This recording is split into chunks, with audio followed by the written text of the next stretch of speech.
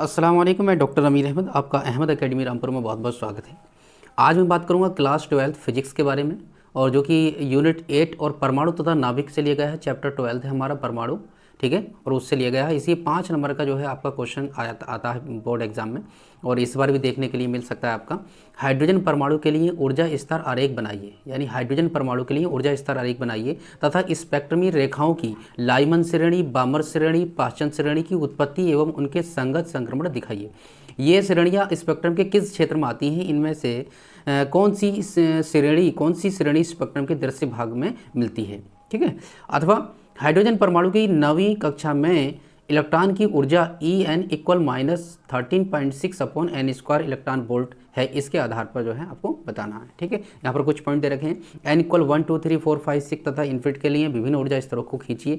Second point है, विभिन्न electronic संक्रमण द्वारा हाइड्रोजन परमाणु की उत्सर्जन स्पेक्ट्रम की लाइमन तथा बामर श्रेणियों को प्रदर्शित कीजिए, ठीक है। और थर्ड पॉइंट है हमारा, हाइड्रोजन परमाणु की आयन ऊर्जा ज्ञात कीजिए। ये हमारे पॉइंट हैं। इन पॉइंटों पर अभी ये क्वेश्चन के जो है आंसर पूछ लिए जाते हैं, ठीक है। तो इसको हम सॉल्व करते हैं। बहुत ही इजी है और सिर्फ एक बार आपको समझ में आ जाएगा, तो मैं समझता हूँ आप इसको आसानी से कर सकते हैं एग्जाम में। देखिए, हमने यहाँ पर सॉल्व कर लिया। हाइड्रोजन परमाणु के लिए ऊर्जा स्तर आरेख निम्न चित्र में जो है प्रदर्शित है। यहाँ पर हमने ऊर्जा आरेख बना लिया है। तो देखिए, यहाँ पर अगर हम बात करते हैं तो कितनी लाइनें हैं, यहाँ से अगर हम काउंटिंग करते हैं इसकी, यहाँ से देखिए लाइन की काउंटिंग करते हैं तो 1 2 3 4 5 6 7 8, ठीक है। और लास्ट में इन्फिनिट तक, यानी 1 से लेकर हमने 7 तक यहाँ पर लाइनें खींच रखी हैं, और एक इन्फिनिट है। n इक्वल जो हमारा 1 से लेकर इन्फिनिट तक जाएगा ये, ठीक है।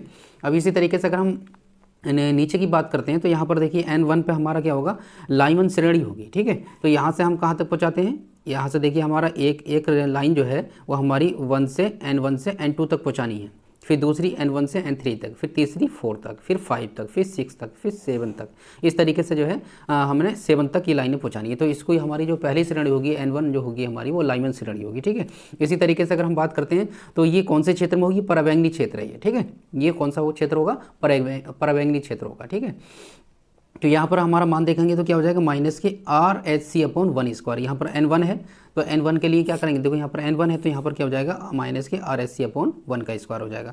बामर श्रेणी के लिए फिर कितनी लाइनें खींचेंगे, तो देखिए कितनी होगी, 1 2 3 4 5 6। यहाँ पर 7 थी, यहाँ पर क्या हो जाएगी, एक कम हो जाएगी, तो यहाँ पर हमें कितनी खींचनी है, 6 खींचनी है। तो ये n2 के लिए कितनी हो जाएंगी, 6 बामर श्रेणी। तो यहाँ से हम स्टार्ट करेंगे 2 से, जो है 1 पे लेके जाएंगे, फिर 2 से स्टार्ट करेंगे 3 पे लेके जाएंगे। यहाँ पर देखिए 2 से स्टार्ट करेंगे 3 पे लेके जाएंगे, 2 से स्टार्ट करेंगे फिर 4 पे लेके जाएंगे, फिर 2 से 5 पे लेके जाएंगे, 2 से 6 पे लेके जाएंगे, 2 से फिर 7 पे लेके जाएंगे। ये हमारी बामर श्रेणी हो जाएगी।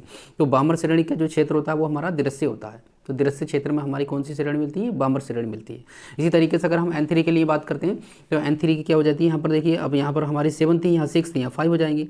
तो 1 2 3 4 5 हो जाएंगे। तो अब हम यहाँ से स्टार्ट करते हैं n3 से हम जो है 4 पे लेकर एक बार, फिर 5 पे, 6 पे और फिर 7 पे। इस तरीके से हम ये कंप्लीट कर देते हैं। तो ये हमारी पाचन श्रेणी हो जाती है। ये हमारी जो किरणें होती हैं वो अवरक्त होती हैं, ठीक है, अवरक्त किरणें कहलाती हैं। अब हम बात करते हैं ब्रैकेट श्रेणी के बारे में। तो ब्रैकेट श्रेणी में यहाँ पर देखिए 5 थी, यहाँ 4 हो जाएंगी, 1 2 3 4, ये 4 श्रेणी हो जाएगी। तो यहाँ हम स्टार्ट करेंगे n4 से जो है एक बार 4 5 पे लेके जाएंगे, 6 पे और एक बार 7 पे लेके जाएंगे। तो ये हमारी ये भी अवरक्त किरणें हो जाएंगी, ठीक है। उसके बाद में फिर हम 5 पे पहुँचे तो ये फुंड श्रेणी कहलाएगी। फुंड श्रेणी होती है, यहाँ पर जो है 4 थे, यहाँ पर 3 हो जाएंगे, तो 1 2 3, ठीक है। तो ये भी हमारा अवरक्त क्षेत्र में आती है। तो ये हमारी एक श्रेणी रही जिसको हम लाइमन, पहले नंबर पर लाइमन श्रेणी कहते हैं, दूसरे नंबर पर बामर श्रेणी कहते हैं, तीसरे नंबर पर पाश्चन श्रेणी कहते हैं, चौथे नंबर पर ब्रैकेट श्रेणी कहते हैं, और 5वें नंबर पे फुंड श्रेणी कहते हैं, ठीक है। तो इसकी हम जो है डिस्कस करते हैं। तो यहाँ पर अगर हम n1 के लिए देख रहे हैं तो माइनस के RHC अपॉन 1 का स्क्वायर, n2 के लिए देख रहे हैं तो माइनस के RHC अपॉन जो है 2 का स्क्वायर, 3 के लिए ले रहे हैं तो माइनस के RHC अपॉन 3 का स्क्वायर। इसी तरीके से 4 के लेंगे माइनस के RHC अपॉन 4 का स्क्वायर, 5 के लेंगे माइनस के RHC अपॉन 5 का स्क्वायर। इसी तरीके से हमारा ये चलता चला जाएगा। देखिए, अब हम यहाँ पर नेक्स्ट चलते हैं। तो अब यहाँ आ जाते हैं हम, ठीक है। अब इस श्रेणी के बारे में डिस्कस करते हैं। तो यहाँ पर हमारी कौन सी श्रेणी आ गई, ये है पेज सेकंड आ गया हमारा। अब नेक्स्ट पेज, तो इसे हम लाइमन श्रेणी कहते हैं। तो अब लाइमन श्रेणी की हम क्या परिभाषा क्या लिखेंगे, देखिए, जब हाइड्रोजन परमाणु किसी उच्चतम ऊर्जा स्तर से, जो हमारे उच्चतम ऊर्जा स्तर से निम्नतम ऊर्जा स्तर में आता है, ठीक है। जब हाइड्रोजन परमाणु किसी उच्चतम ऊर्जा स्तर से निम्नतम ऊर्जा स्तर में आता है, अर्थात n1 = 1 होगा तथा n2 2 3 4 डैश होगा, तो उत्सर्जित स्पेक्ट्रम की रेखाएं निम्न विकिरण के परावैंगनी भाग में प्राप्त होती हैं। ठीक है, जब हमारा कोई परमाणु है वो उच्चतम ऊर्जा स्तर से यानी हाई से लो की तरफ आता है, ठीक है, ऊपर से नीचे की तरफ आता है, तो वो हमारी निम्न ऊर्जा स्तर में आता है, अर्थात n इक्वल जो 1 है, तो n2 जो है 2 से 3 4 डैश इतना स्टार्ट होता है। तो उत्सर्जित स्पेक्ट्रम की रेखाएं विकिरण में परावैंगनी भाग में प्राप्त होती हैं। जैसे कि यहाँ पर आपने देखा था कि ये हमारा लाइमन श्रेणी का था, लाइमन श्रेणी थी ये हमारी, तो इसको हम लाइमन श्रेणी करें तो हम उच्च ऊर्जा स्तर से निम्न ऊर्जा स्तर में आ रहा है, ठीक है, उच्च ऊर्जा स्तर से निम्न ऊर्जा स्तर में आ रहा है। तो ये श्रेणी क्या कहला रही है हमारी, परावैंगनिक कहला रही है, ठीक है, परावैंगनिक कहला रही है। इसी तरीके से यहाँ पर बामर में देखिए उच्च से नीचे को आ रहा है, इसी तरीके से हमारा पाचन में उच्च से नीचे को आ रहा है, इस तरीके से ब्रैकेट में आ रहा है, फुंड में आ रहा है। तो ये हाई लेवल से जो है लो लेवल की तरफ चलेगा, ठीक है। तो कह रहे हैं यहाँ पर जब हाइड्रोजन परमाणु किसी उच्चतम ऊर्जा स्तर से निम्न ऊर्जा स्तर में आता है, अर्थात n का मान यहाँ 1, तो n1 का मान यहाँ पर 1 और n2 का मान 2 3 4 डैश से शुरू हो, तो उत्सर्जित स्पेक्ट्रम की जो रेखाएं विकिरण के परावैंगनी भाग में प्राप्त होती हैं। ठीक है, तो इस श्रेणी की रेखाओं की तरंगदैर्घ्य निम्न सूत्र से ज्ञात की जा सकती है। इसके लिए फार्मूला हम लगाते हैं, ये जनरली फार्मूला होता है 1/λ इक्वल r 1/1 का स्क्वायर माइनस 1/n स्क्वायर। यहाँ पर जो है लाइमन श्रेणी के लिए 1/1 का स्क्वायर लगाएंगे और 1/n का स्क्वायर लगाएंगे, जहाँ n इक्वल जो है 2 3 4 डैश हो सकता है। ठीक है, तो आप कह रहे हैं n बराबर 2 के लिए इस श्रेणी की सबसे बड़ी तरंगदैर्घ्य जो होगी 1216 एंगस्ट्रॉम होगी, ठीक है, 1216 एंगस्ट्रॉम, तथा n इक्वल इन्फिनिट के लिए सबसे छोटी तरंगदैर्घ्य क्या हो जाएगी 912 एंगस्ट्रॉम प्राप्त होती है। ठीक है, लाइमन श्रेणी की प्रथम श्रेणी की तरंगदैर्घ्य क्या हो जाएगी हमारी, तो अब इस यहाँ पर मान रख देंगे 1/λ इक्वल r हो जाएगा 1/1 का स्क्वायर माइनस 1/n स्क्वायर। अब यहाँ पर n की जगह पर क्या रख देंगे 2 रख देंगे, मान यहाँ से 2 उठा के रख देंगे, तो r हो जाएगा 1/1 स्क्वायर माइनस 1/2 का स्क्वायर, 1/λ हो जाएगा, r हो जाएगा, इसका हम एलसीएम लेंगे, जब इससे 2 का स्क्वायर करेंगे 4 हो जाएगा, इसका स्क्वायर हो जाएगा 1, यानी 4 एलसीएम ले लेंगे इसका हम, तो यहाँ पर 4 मल्टीप्लाई कर जाएगा 4 माइनस 1/4 यानी कि 1/λ, यहाँ पर 4 में से 1 लेस कर देंगे तो यहाँ पर 3 बचेगा, 3r/4 हो जाएगा। इसी तरीके से अगर हम यहाँ किसकी क्रॉस मल्टीप्लाई कर दें किसी चीज़, तो ये हो जाएगा हमारा 3r इक्वल 4 हो जाएगा, 4 बराबर 3r यानी 4 इक्वल हो जाएगा 3r और लैम्डा निकालेंगे तो हम r/3 समीकरण 1 हो जाएगी। इसको हमने समीकरण 1 मान लिया। दी गई समीकरण में r इक्वल जो है 1097 इंटू 10⁻7 मान रखने पर, अब ये समीकरण जो प्राप्त हुई है इसके अंदर हम क्या मान रखेंगे, r इक्वल मान रखेंगे 1097 इंटू 10⁻7 मान रखेंगे। ठीक है, तो लैम्डा इक्वल हो जाएगा 4/3, यहाँ पर मल्टीप्लाई में चल रहा था ये, अब r की वैल्यू रख दी, r की वैल्यू रखने के बाद में इसकी कैलकुलेशन करेंगे हम, इसको भाग करेंगे 1 को, तो 1216 एंगस्ट्रॉम आंसर आ जाएगा। ठीक है, इस तरीके से हमारी बामर श्रेणी की आती है। देखिए बामर श्रेणी क्या होती है, जब हाइड्रोजन परमाणु किसी ऊंचे ऊर्जा स्तर से दूसरे ऊर्जा स्तर में आता है, ठीक है, ऊंचे ऊर्जा स्तर से दूसरे ऊर्जा स्तर में आता है, यानी निम्न से जो है अब यहाँ पर दूसरे में चला गया, यहाँ पर जो है हमारा बामर श्रेणी में क्या हुआ, देखिए बामर श्रेणी में उच्च ऊर्जा स्तर से दूसरे ऊर्जा स्तर में आ गया, यहाँ पर जो है निम्न स्तर में आ रहा था, यानी कि पहले में आ रहा था, अब जो है दूसरे में आ रहा है, तो यहाँ पर उच्च ऊर्जा स्तर से बामर श्रेणी में दूसरे ऊर्जा स्तर में आ रहा है। ठीक है, तो यहाँ पर क्या होगा, यहाँ पर हो जाएगा जब हाइड्रोजन परमाणु किसी ऊंचे ऊर्जा स्तर से दूसरे ऊर्जा स्तर में आता है, अर्थात n1 इक्वल 2 हो जाएगा, यहाँ पर n1 का मान कितना हो जाएगा 2 हो जाएगा, तो n2 का मान 3 4 5 हो जाएगा। जब यहाँ पर हमारा लाइमन श्रेणी में था तो n1 का मान यहाँ पर 1 था और n2 का मान जो है 2 से स्टार्ट हो रहा था, और यहाँ पर क्या हो जाएगा हमारा n1 का मान 2 हो जाएगा और यहाँ पर हो जाएगा हमारा n2 का मान 3 से स्टार्ट हो जाएगा, 3 4 5 डैश हो, तो उत्सर्जित स्पेक्ट्रम की रेखाएं दृश्य भाग में प्राप्त होती हैं। जब हमारा बामर श्रेणी में जो कौन से भाग में प्राप्त होती हैं, दृश्य भाग में प्राप्त होती हैं, और लाइमन श्रेणी में कौन से भाग में प्राप्त होती हैं, परावैंगनी होती हैं। ठीक है, लाइमन श्रेणी में परावैंगनी होती हैं और बामर श्रेणी के अंदर कौन सी होती है, दृश्य भाग में प्राप्त होती हैं। इस श्रेणी की रेखाओं की तरंगदैर्घ्य निम्नलिखित सूत्र से ज्ञात की जा सकती है, 1/λ इक्वल r हो जाएगा 1/2 का स्क्वायर हो जाएगा, यहाँ पर क्योंकि हम बामर श्रेणी के लिए n1 का मान यहाँ पर 2 है तो 2 का स्क्वायर माइनस 1/n स्क्वायर, जहाँ n इक्वल हो जाएगा 2 3 4 डैश हो सकता है। n इक्वल 3 के लिए इस श्रेणी की सबसे बड़ी तरंगदैर्घ्य क्या हो जाएगी, लैम्डा इक्वल हो जाएगी यानी 6563 एंगस्ट्रॉम, तथा n इक्वल इन्फिनिट के लिए इस श्रेणी की सबसे छोटी तरंगदैर्घ्य क्या हो जाएगी, लैम्डा 3646 यानी 3646 एंगस्ट्रॉम प्राप्त होती है। इस समीकरण में n इक्वल 3 रखने पर h अल्फा, n इक्वल 4 रखने पर h बीटा तथा n इक्वल 5 रखने पर h गामा रेखा की तरंगदैर्घ्य प्राप्त हो जाती है। ठीक है, ये होती है। इस तरीके से हम अब सेकंड, ये हमारा फर्स्ट और सेकंड पेज कंप्लीट हुआ, अब थर्ड पेज पर आ जाते हैं। देखिए थर्ड हमारा क्या होता है, यहाँ पर आती है हमारी पाचन श्रेणी। ठीक है, क्या आती है, पाचन श्रेणी। तो पाचन श्रेणी के अंदर हम देखिए क्या क्या देखते हैं, जब ऊर्जा परमाणु किसी ऊंचे ऊर्जा स्तर से तीसरे ऊर्जा स्तर में आता है, ठीक है, जब हाइड्रोजन परमाणु पाचन श्रेणी के अंदर, तीसरी श्रेणी के अंदर, जब हाइड्रोजन परमाणु किसी ऊंचे ऊर्जा स्तर से तीसरे ऊर्जा स्तर में आता है, अर्थात n इक्वल यहाँ पर 3 लेते हैं, तो n2 हो जाएगा 4, 5 डैश डैश हो सकता है, ठीक है नहीं। जैसे कि यहाँ पर देख लीजिए, हाइड्रोजन परमाणु जो है वो ऊंचे ऊर्जा स्तर से तीसरे ऊर्जा स्तर में आता है, ठीक है, ऊंचे से तीसरे में आता है। देखिए यानी कुल यहाँ पर 3 है, तो 3 मारे तो इसको पाचन कह रहे हैं।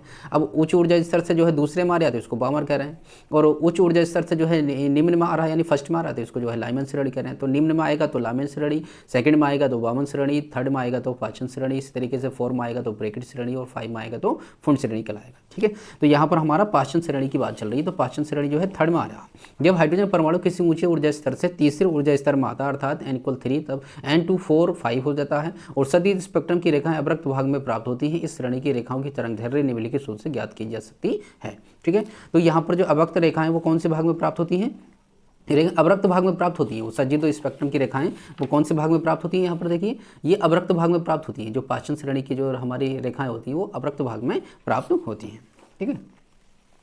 तो यहाँ पर हम इसका सूत्र निकालेंगे, 1/λ इक्वल हो जाएगा r 1/3 का स्क्वायर, यानी n1 की जगह पर यहाँ क्या रख देंगे 3 का स्क्वायर कर देंगे, माइनस 1/n स्क्वायर, जहाँ n = 4 5 6 डैश हो सकता है, ठीक है। अब n = 4 के लिए लेंगे तो इस श्रेणी की सबसे बड़ी तरंगदैर्घ्य जो है 18,735 एंगस्ट्रॉम, तथा n = इन्फिनिट के लिए इस श्रेणी की सबसे छोटी तरंगदैर्घ्य कितनी हो जाएगी 8,996 एंगस्ट्रॉम प्राप्त होती है। ये थ्योरिकल है, ठीक है। अब इस तरीके से आता है हमारा ब्रैकेट श्रेणी। तो ब्रैकेट श्रेणी क्या होती है, जब हाइड्रोजन परमाणु किसी ऊंचे ऊर्जा स्तर से चौथे ऊर्जा स्तर में आता है, अर्थात n = 4 होता है, ठीक है। तो अब यहाँ पर काय के लिए ले रहे हैं, ब्रैकेट के लिए ले रहे हैं। तो ब्रैकेट श्रेणी देख लीजिए आप, अब यहाँ पर आ गई हमारी ब्रैकेट श्रेणी। अब ऊंचे ऊर्जा स्तर से 4 श्रेणी में आ रहा है, ये देखिए यहाँ पर 4 में आ रहा है, ऊंचे ऊर्जा स्तर से काय में आ रहा है 4 में। तो ये ब्रैकेट श्रेणी है, ये भी हमारी रेखाएं अवरक्त भाग में प्राप्त होती हैं, ठीक है। तो यहाँ पर हो जाएगा जब हाइड्रोजन परमाणु किसी ऊंचे ऊर्जा स्तर से चौथे ऊर्जा स्तर में आता है, अर्थात n1 = 4 होता है तथा n2 4 5 6 7 होता है, तो उत्सर्जित स्पेक्ट्रम की रेखाएं अवरक्त भाग में प्राप्त होती है। तो यहाँ पर भी जो है अवरक्त भाग में प्राप्त होंगी, ठीक है। इस श्रेणी की रेखाओं की तरंगदैर्घ्य निम्नलिखित सूत्र से ज्ञात की जा सकती है। वही फार्मूला लगा देंगे, 1/λ = r 1/4 का स्क्वायर माइनस 1/n स्क्वायर, क्योंकि हम 4 श्रेणी के लिए ले रहे हैं। ब्रैकेट श्रेणी जो हमारी 4 श्रेणी होती है तो उसमें n1 का मान जो होगा वो 4 होगा, ठीक है। जहाँ n = 5 6 7 हो जाएगा। n = 5 के लिए इस श्रेणी की सबसे बड़ी तरंगदैर्घ्य कितनी हो जाएगी, यानी इकाई, दहाई, सैकड़ा, हजार, 10,000, ये 40,500 एंगस्ट्रॉम हो जाएगी, ठीक है, 40,500 एंगस्ट्रॉम। तथा n = इन्फिनिट के लिए इस श्रेणी की सबसे छोटी तरंगदैर्घ्य कितनी हो जाएगी, इसकी हो जाएगी हमारी 14,516 एंगस्ट्रॉम प्राप्त होती है, ठीक है। अब इस तरीके से आता है हमारा फुंड श्रेणी के बारे में। तो देखिए फुंड श्रेणी हमारी 5वीं श्रेणी होती है, जब हाइड्रोजन परमाणु किसी ऊंचे ऊर्जा स्तर से 5वें ऊर्जा स्तर में आता है। अब ये 5वें ऊर्जा स्तर में आ जाएगा, तो देखिए अब यहाँ पर कहाँ आ रहा है, ये आ रहा है देखिए ऊंचे ऊर्जा स्तर से 5वें ऊर्जा स्तर में आ रहा है। देखिए यहाँ पर n = 5 है ना, तो यहाँ पर 5वें ऊर्जा स्तर में आ रहा है, तो इसकी भी जो हमारी रेखाएं हैं वो भी अवरक्त भाग में प्राप्त होती हैं, ठीक है। तो यहाँ पर हो गया फुंड श्रेणी, जब हाइड्रोजन परमाणु किसी ऊंचे ऊर्जा स्तर से 5वें ऊर्जा स्तर में आता है, अर्थात n = यहाँ पर 5 ले लेंगे। जब 5वां हो गया तो n = 5 ले लेंगे, और n2 का मान जो है 5 के बाद में कितना आता है 6 आता है, 6 7 8 डैश हो, तो सदिश स्पेक्ट्रम की रेखाएं अवरक्त भाग में प्राप्त होती हैं। तो देखिए किस किस की अवरक्त भाग में प्राप्त होती है, एक होती है हमारी इसकी पाचन श्रेणी की, ब्रैकेट श्रेणी की, और फुंड श्रेणी की अवरक्त भाग में प्राप्त होती है। और बामर श्रेणी की जो है दृश्य भाग में प्राप्त होती है, लाइमन श्रेणी की जो है वो पराबैंगनी भाग में प्राप्त होती है, ठीक है। तो ये हो गया हमारा फुंड श्रेणी के लिए। अब n = 6 के लिए इस श्रेणी की सबसे बड़ी तरंगदैर्घ्य जो कितनी हो जाएगी हमारी, इसकी हो जाएगी 74,580 एंगस्ट्रॉम हो जाएगी, तथा n = हो जाएगा हमारा n = जो है इन्फिनिट के लिए इस श्रेणी की सबसे छोटी जो है तरंगदैर्घ्य कितनी हो जाएगी 22,789 एंगस्ट्रॉम प्राप्त होती है, ठीक है। तो आयनन ऊर्जा हम निकालेंगे। इसके लिए आयनन ऊर्जा के लिए क्या होता है हमारा, सामान्यतः हाइड्रोजन परमाणु प्रथम ऊर्जा स्तर में रहता है। जो हमारा हाइड्रोजन परमाणु वो सामान्यतः प्रथम ऊर्जा स्तर में रहता है, जहाँ इसकी ऊर्जा E1 इक्वल होती है -RHC/1 का स्क्वायर, क्योंकि हमारी लाइमन श्रेणी जो होती है वो हमारी 1 के लिए n यहाँ पर 1 होती है। तो ये यहाँ पर जब स्क्वायर करेंगे तो -RHC/1 हो जाएगा, अर्थात E1 इक्वल हो जाएगा -RHC होती है, ठीक है। तो यहाँ पर हमारा ये था पेज नंबर 3। अब हम जो है पेज नंबर पहुँचते हैं 4 पे। तो देखिए पेज नंबर 4 आ गया हमारे यहाँ, ठीक है। आयनिक अवस्था में परमाणु की ऊर्जा जो होगी वो हमारी E∞ होगी RHC/∞ का स्क्वायर। जब इन्फिनिट से हम भाग करेंगे तो ये पूरा शून्य हो जाएगा, ठीक है। तो आता हाइड्रोजन परमाणु की आयनन ऊर्जा जो हो जाएगी हमारी आयनन के बाद ऊर्जा इन्फिनिट, यानी जो हमारी होगी इन्फिनिट माइनस आयनन से पहले ऊर्जा E1, ठीक है। तो हम क्या करेंगे, डेल ई इक्वल हो जाएगा माइनस के, यानी कि यहाँ पर 0 हो जाएगी हमारी जो आयन से पहले और आयन के बाद की हो जाएगी।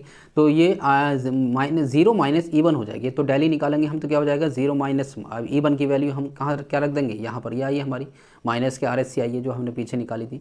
ठीक है, तो माइनस के RSC माइनस माइनस से क्या हो जाएगा प्लस हो जाएगा। तो ई डेल ई इक्वल हो जाएगा RSC, यानी कि डेल ई, इसको हम समीकरण ए मान लेंगे। ठीक है, समीकरण ए हो गया हमारा ये। अब हम बात करते हैं समीकरण ए में जो है आर का मान कितना रख देंगे 1.097 10 की पावर 7 रख देंगे, और एच का मान 6.63 इंटू 10 की पावर माइनस की 34 रख देंगे, और सी का मान रख देंगे 3 इंटू 10 की पावर 8 मान रखने पर। अब इस पूरी समीकरण के अंदर, समीकरण ए के अंदर हम ये सारे आर एस सी के मान यहाँ पर पुट करते हैं। तो डेल इक्वल हो जाएगा, यहाँ पर आर का मान आ गया, ये हमारा एच का मान आ गया और ये सी का मान आ गया। इसके हम कैलकुलेशन करेंगे तो ये आ गया 21.8 10 की पावर माइनस के 19 जूल आ गया। ठीक है, या इसको हम ऐसे भी कह सकते हैं 21.8 10 की पावर माइनस के जो 19 को हम 1.6 इंटू 10 की पावर माइनस के 19 से भाग करेंगे तो ये इलेक्ट्रॉन वोल्ट में आ जाएगा इसका आंसर। ठीक है, तो इतने से कैलकुलेशन करेंगे, तो जब इसको हम भाग करेंगे तो हमारा फाइनली आंसर जो आएगा वो डेल इक्वल आ जाएगा 13.6 इलेक्ट्रॉन वोल्ट। इसको हम समीकरण बी मान लेंगे। ठीक है, ए और बी, यहाँ पर हमने समीकरण इसको ए माना था, यहाँ पर इस समीकरण हमारी आ गया बी, यानी कि डेल ई का मान जो है RSC और या डेल ई का मान जो है 13.6 इलेक्ट्रॉन वोल्ट आ गया। ठीक है, अब लाइमन श्रेणी के लिए निकालेंगे तो लाइमन श्रेणी के लिए क्या हो जाएगा 1/λ इक्वल हो जाएगा R 1/1 का स्क्वायर माइनस 1/2 का स्क्वायर,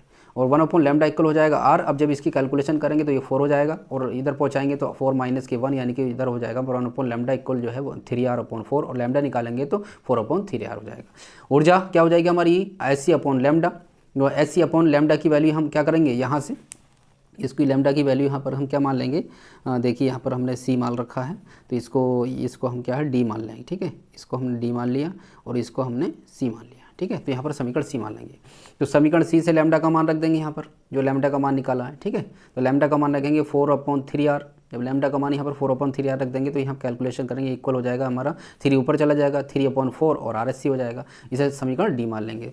समीकरण ए व बी से RSC का मान समीकरण काय में रखने पर, डी में रखने पर, यहाँ पर जो है हम इसको डी कहते हैं। ठीक है, समीकरण डी में रखने पर तो इक्वल हो जाएगा 4/3। अब इसका मान हमारा क्या आया निकल कर, RSC का मान हमारा ये निकल गया, देखियो 13.6 इलेक्ट्रॉन वोल्ट, जो कि हमने यहाँ पर ए में भी माना था। देखिए RSC माना था ना, तो डेल ई RSC के बराबर है और डेल ई जो है वो हमारा 13.6 के बराबर भी है, तो इन दोनों का मान इसमें हम रख देंगे, इलेक्ट्रॉन वोल्ट में आ जाएगा। जब इसकी कैलकुलेशन करेंगे तो 10.2 इलेक्ट्रॉन वोल्ट इसका आंसर आ जाएगा। ठीक है, जब इसकी हम कैलकुलेशन इसका मान रखेंगे इक्वल यानी 3/4 है। अब इसकी जगह पर हम RSC का मान रखेंगे 13.6 इलेक्ट्रॉन वोल्ट, जब इसकी कैलकुलेशन करेंगे हम भाग करके तो इसका finally answer 10.2 electron volt answer इसका आ जाएगा। अब बामर श्रेणी के लिए देखते हैं, देखिए बामर श्रेणी क्या हो जाएगी हमारी, बामर श्रेणी के लिए हम 1/λ लेंगे, R लेंगे। अब ये बामर श्रेणी क्या होती है हमारी, सेकंड पे आती है। ठीक है, तो सेकंड में आती है तो यहाँ पर n1 की जगह पर क्या सेकंड रख देंगे 2 का स्क्वायर माइनस यहाँ पर रख देंगे 3 का स्क्वायर, तो ये हो जाएगा R9 हो जाएगा। यहाँ पर हम इसका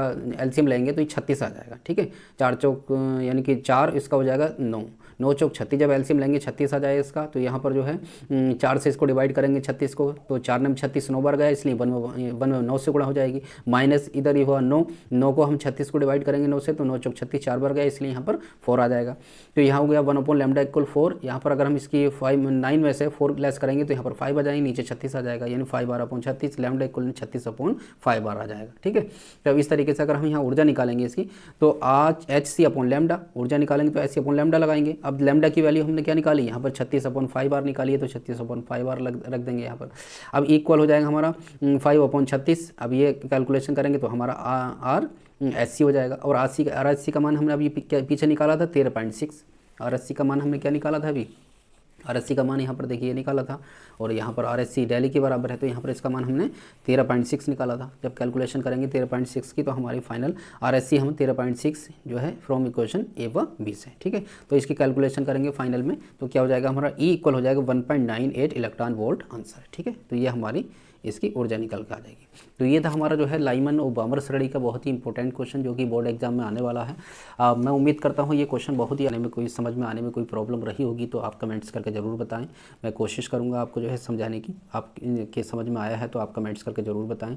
और अगर आप चैनल पर पहली बार हैं तो चैनल को सब्सक्राइब कर लें, वीडियो को लाइक कर लें, ज़्यादा से ज़्यादा शेयर करें ताकि उन बच्चों तक ये वीडियो पहुँच जाए जो हाई स्कूल यानी इंटर क्लास में बोर्ड एग्ज़ाम में बैठने वाले हैं और वो फिजिक्स का क्वेश्चन करेंगे। तो मैं समझ समझता हूँ ये क्वेश्चन बोर्ड पेपर में बहुत ही इंपॉर्टेंट है और आने के इसके बहुत ज़्यादा चांसेस हैं।